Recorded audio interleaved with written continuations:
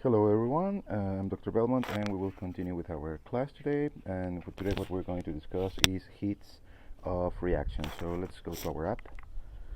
Very well, and every time that a student talks to me about enthalpy and they tell me why the hell is important to understand enthalpy, well, it's basically because enthalpy is going to describe half of everything that is chemistry. I'm not exaggerating here. Because enthalpy, right, actually is going to be directly related to the creation or breaking of chemical bonds. Okay, and when we do chemistry, actually what we create is about what?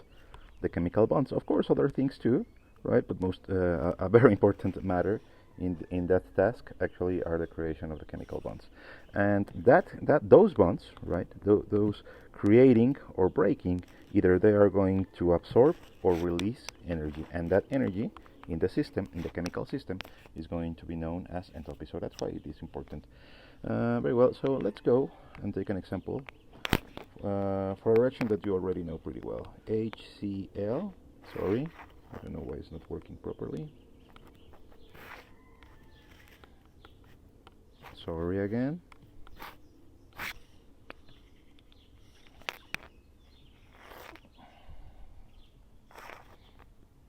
HCl plus NaOH. Perfect. And we already know that this is an acid-base reaction, right? And what we are going to get is NaCl plus H2O. Okay, it's an acid-base reaction, and the base is going to neutralize the acid. How? Well, if we're going to dissociate this, what I will get is H plus Cl minus plus Na plus OH minus. And in the lab they have already shown you, or we have already discussed in our class, right, that the base is going to trap the acid. And what you are going to get is the creation of NaCl, right, because this anion correlates with this cation or neutralize this cation, and you're going to create H2O. Very well. So when you see that this negative charge traps this positive charge, you're neutralizing the acid, right? And this reaction is going to be exothermic. Very well. So the heat that actually this reaction is releasing, right, it's related or due, right, to the neutralization of the base and the acid. So basically we can describe this whole reaction just in terms of what? Of the heat that it releases during the process of transformation during the system. So the whole reaction is also what? The system. And the system can be described in terms of heat. Very well. Now let's take into consideration other reactions. For example, let's say that you have H2 plus O2. Well, we know that this is going to give us H2O.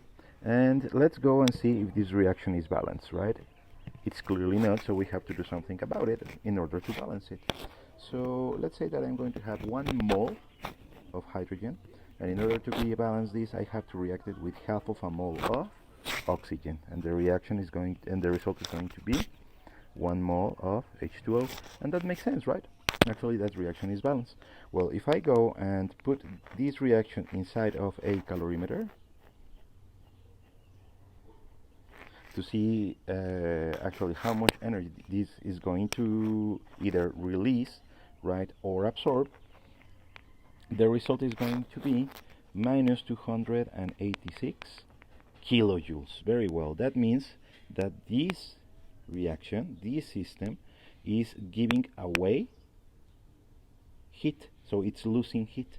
And since it is losing heat, that is why it's going to give us a negative sign here. So this system is releasing 286 kilojoules, and that is why it is negative. Very well. Now let's go and take another experiment and see what happens if I have 2 moles of hydrogen that I now react with 1 mole of oxygen, and that will give me 2H2O. Very well. So as you can see, I have the double amount of hydrogen and I have the double amount of oxygen than the previous example. So if I go and I throw this into a calorimeter, right, what I am going to measure, right, is the change, is the heat, the release of heat, or the change of entropy, sorry, of minus 572 kilojoules.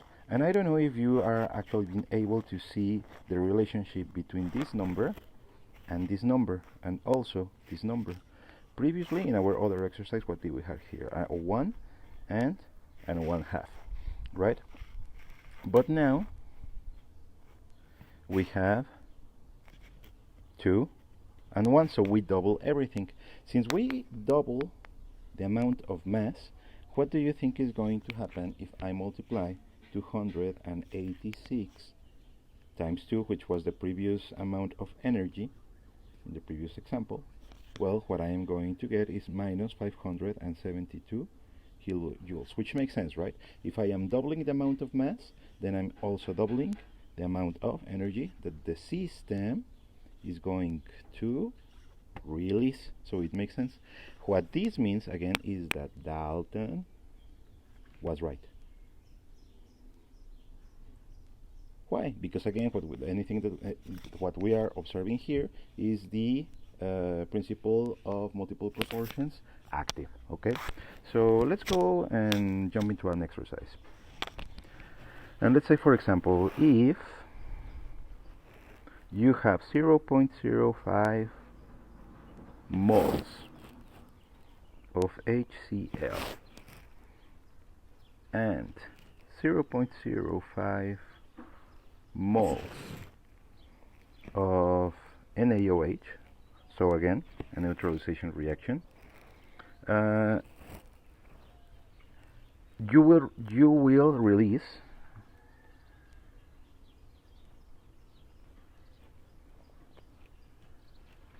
okay 2.9 kilojoules of heat. Okay, that's what you measure.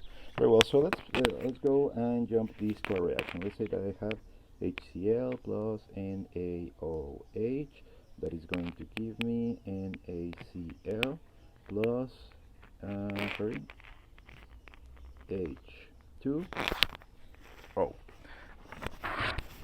Very well.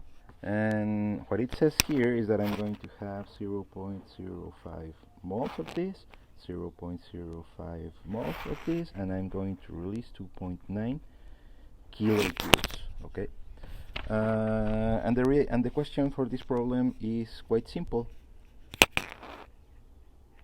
How much heat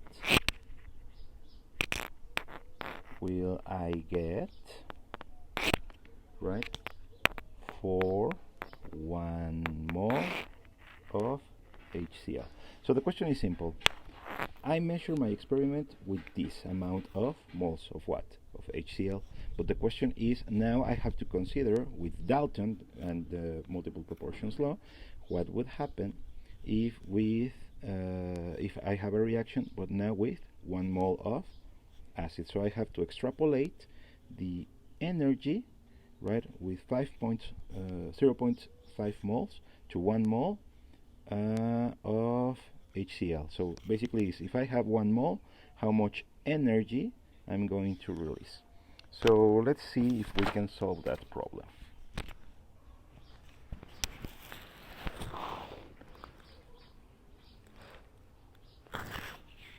Give me a second, please.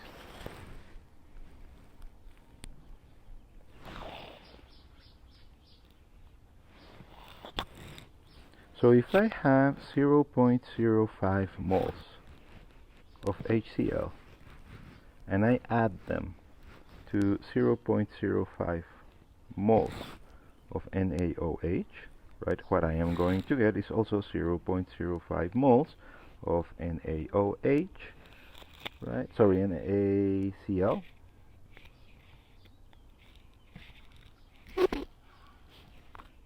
plus 0.05 moles of H2O. There you go.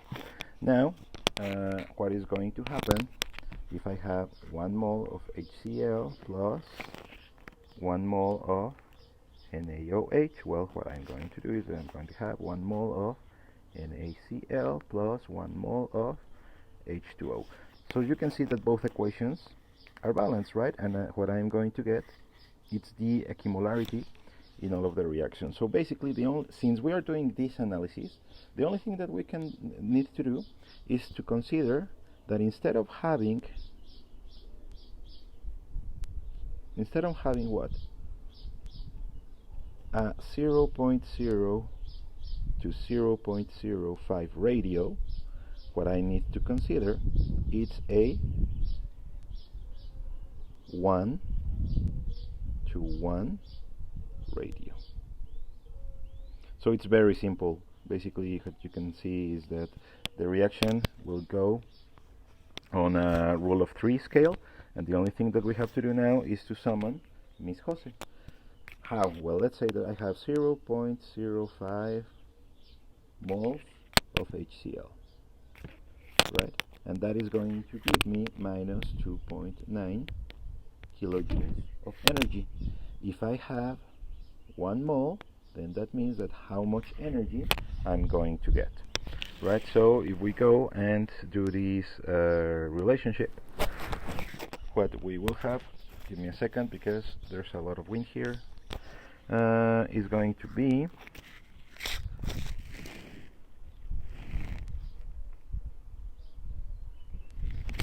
minus 58 kilojoules of energy. So let's go and do the dimensional analysis.